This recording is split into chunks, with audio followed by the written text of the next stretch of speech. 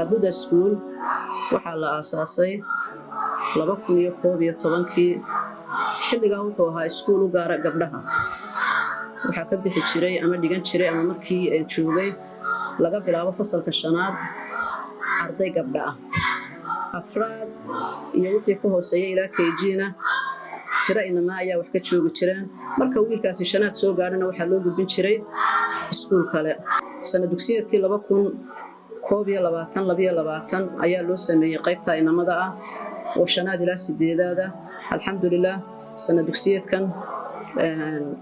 wuxuu ahaa sanad dugsiyeedkani 22kii eerarka ka baxay inama ayaa ku jira marka magacii Alhuda Girls ee uu lahaa waxaan u bedelay Alhuda Primary School haddii ilaahay ka dhigayo halkaas aan ka sii anba qaaday haddii aan ka waramo tirada ardayda dhigatay iskuulkan waxaa jooga hadeer sanad dugsiyeedkan 2023 arday waxaa ka howlgala macallimiin rag iyo dumarba leh tirada ragga macallimiinta ee ka howlgala waa 7 tirada macallimiinta ee gabdhaha ee ka howlgalaana waa 10 sidii aad arkayseenba iskuulka ardaydiisu wuxuu u badan yahay hablo qaybtii inamadana haddii ilaahay ka dhigaya sanad dugsiyeedkii 22 baanu bilownay laakiin iyada ku dheeda tiradoodu way socotaa qaybtii secondarygana sanad dugsiyeedkan 23 ayaanu aasaasnay oo foomkii ugu horeeyay ayaa iminka noo fadhiya iskuulkan waxaa loo aasaasay markii la arkay baahida ay u qabto xaafadan ama deegaankan uu ku yaala iskuulkan kulley aagiisan wax iskuul isaga oo kala ah kuma yaalo waynu oran karnaa iskuuladoodii way ku yaalaan laakiin iskuul bareefada oo aadan uga dhow ma jiro marka baahida xaafadu u qabto awgeed baa loo aasaasay waxaanu rajaynaynaa in dadka haddii ilaahay ka dhigayo ardayda jooga inay helaan waxbarasho aad iyo aad u tayaysan isla markaana ku beesgaraysan oo salka ku haysa akhlaaq iyo aqoon diineed xaafada uu ku yaala iskuulku waa Faarax Omar khaasatan qaybta hodan ee u dhow laamiga qasabka dugsiga hoose dhexe ee Alhuda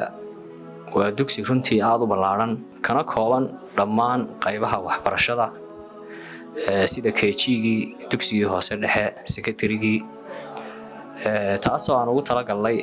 ardayda in ay dhammaan waxbarashada qaybaheedii halkan ay ka helaan sidoo kale dugsigu qaybtiisa hablaha iyo inamada way kala baxsan yihiin oo inamaduna meel u gaar ah way ku dhigtaan habluhuna meel u gaar ah way ku dhigtaan runtii dugsiga hoose dhexe Alhuda wuxuu sanadkan soo kordhiyay sidii la sheegay qayb secretariya fariinta aan dirayno dugsigan waxa weeyaan in uu leeyahay waxbarasho tayo leh waalidka danaynaya ardaydiisa waxbarasho la doonaya danaynaya waxay ka helayaan waxbarasho tayo leh runtii oo macallimiintiisa iyo maamulkiisa ay aad u soo dhaweynayaan waxa weeyaan waalidiinta waxbarashada la jecel wadkooda sidoo kale dugsigu wuxuu leeyahay gaadiidkii ardayda meelaha fogfog ka soo qaadaysay kuna celinaysay marka dhammaan dadka waxbarashada danaynaya waxaan ugu yeedhaynaa in ay iskuulka hoose dhexe iyo qaybtiisa sare Alhuda in ay markaa ku soo tala galaan oo waxa weeyaan ay ugu yimaadaan waxbarasho tayo leh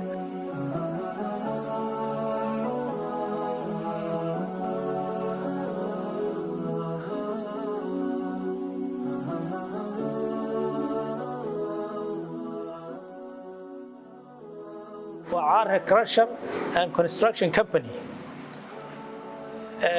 oo milkiilaha iskuulka Alhuda وحوغا warbixina waxaanu ka bixinaynaa iskuulka iyo waxaan filayaa iskuulka warkiisu waa meelka lagu duuban yahay oo macallimiintii iyo maamulkii iskuulka ka warbixiyay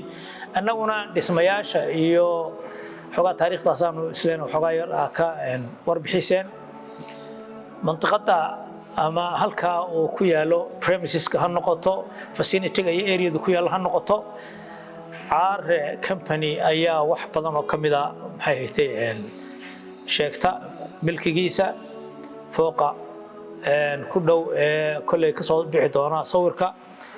masjidka qabyada ah oo masjid weyn oo 2 dabaqa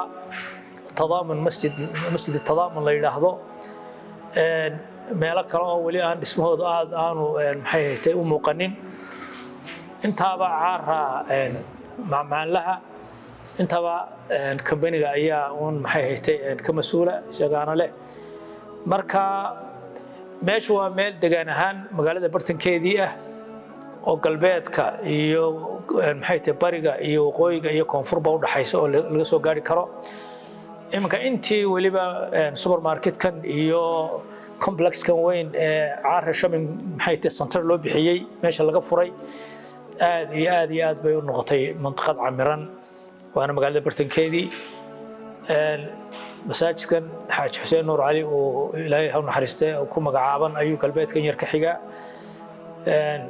iskuulkan maxay haystay 15 Mayna in yar buu waqooyiga ka soo xiga qasabka galbeed buu ka xiga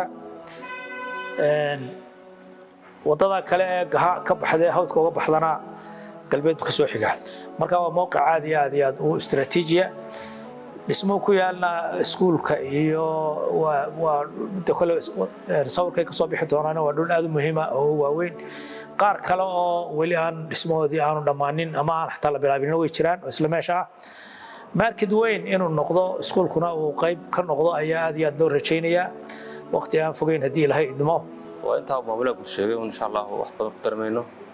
meesha waa mowqac wanaagsan oo waxbarashada ku habboon oo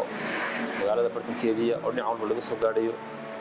marka de wax rajayna insha Allah inaan ka soo qayb ciidii danaysa hawsha insha Allah ay ku soo dhawaato